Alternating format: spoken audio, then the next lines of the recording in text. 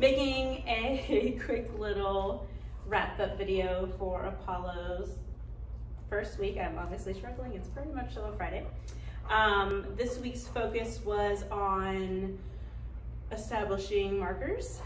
We've been playing around a little bit with helping him understand how to respond to leash pressure because he is very strong.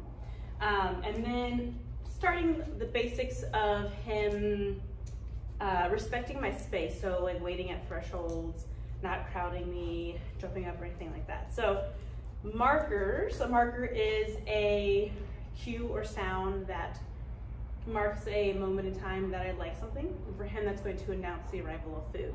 So when he does something that I like, I will mark it and then deliver food. No, deliver food. Over time, that association will be created where the marker equals food. So that way, if he does something that I like,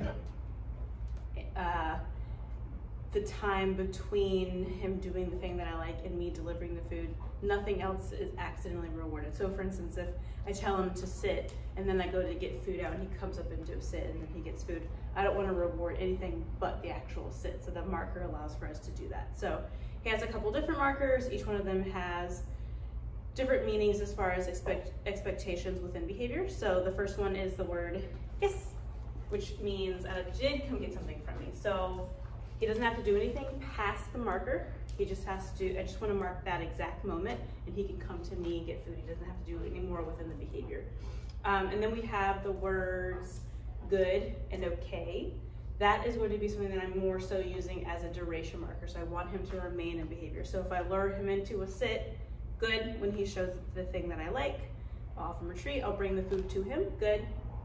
And I can get him neutral to me moving around, good. And then okay means he can come up out of behavior. Right now I'm rewarding him with those markers, but eventually, especially the okay, will be more neutral, meaning he doesn't always get something from me, but I do need to create that association right now. Right, good? And then we'll also be using the word no. I'm not focusing too much with that one right now because I really want to make sure that he knows exactly what I'm asking before I start telling him no, he can't do things. I just don't think that's very fair. So, hi, with leash pressure, I'm pairing those markers with that.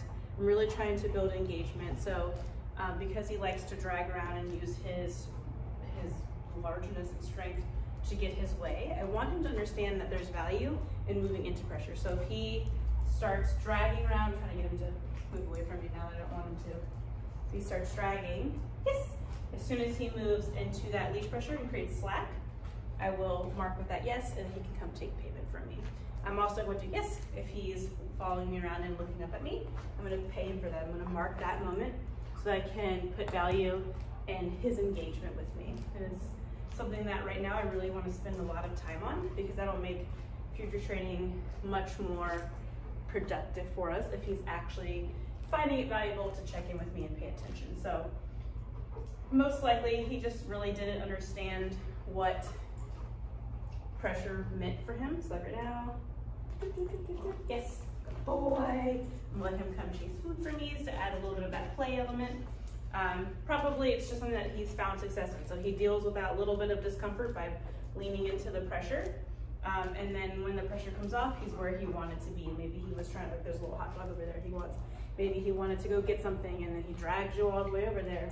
The pressure comes off when he gets the thing that he wanted. He learns that he can deal with that annoyance of the leash and so forth. So right now he's just on a slip lead. I probably will put him on a prong collar just because he's so big. And I'll of course let you know and I'll record all of that and everything. The reason I'm thinking that a prong collar might be a little bit more successful is it is because of discomfort, but typically what I find is dogs, it's a discomfort source that they're wanting to remove right away versus willing to deal with a lot more of with like a slip lead or a flat collar or a harness. So when he leans into that pressure, I can apply a lot less pressure and he'll move back away from it to turn off the pressure, and then I can reward. So that time frame that happens is much quicker and it creates a lot more clarity. And I think that's gonna be a really big thing for him. If he totally, for whatever reason, doesn't like it, then we can go back to slip lead and I'll spend more time with this. But I think that that's something that is more times more fair for the dog than them putting unnecessary amounts of pressure on their sensitive neck from other tools. So as far as spatial respect, none of the words I want to use, we're working on an out command. Oh yeah, which right now is moving away from me, but eventually I'll transfer it to him moving away from other things. So all I'm doing is I'll say the word out and then toss food away from me. So he's just getting that muscle memory and of moving away when he hears the word out. So out. So eventually I can just say out. Good girl, boy, good girl. See that right there, I didn't throw food that time, but he already has the muscle memory down, so he just reflexively did that because we've been doing this a lot. So then I made it a behavior and I said good when he did it. So we'll do it again. Out, yes.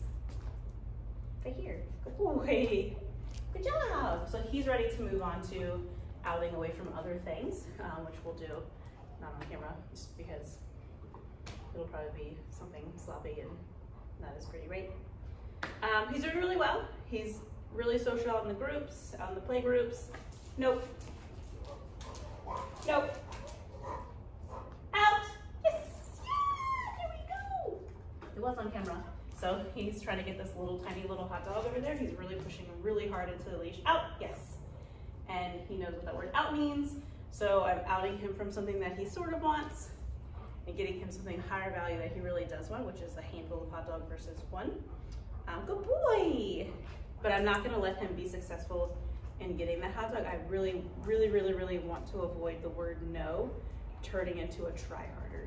So if I say no, then he can't have it and he's putting his entire body weight into it, I really want to make it a point to hold my ground and then reward when he disengages from it. So I don't want him, sometimes it happens, but I don't want him to find success in getting that hot dog. So if he's putting all of his weight into that and you say no, and then he scrambles and gets it, then to him that no means you gotta try really, really, really hard to be successful in it. So that was a good little moment for him. I know you can't really tell what it is over there. It's like the tiniest little piece of hot dog, I think. You don't need that. All right, so just let me know if you have any questions so far. And yeah, I don't know how to end this.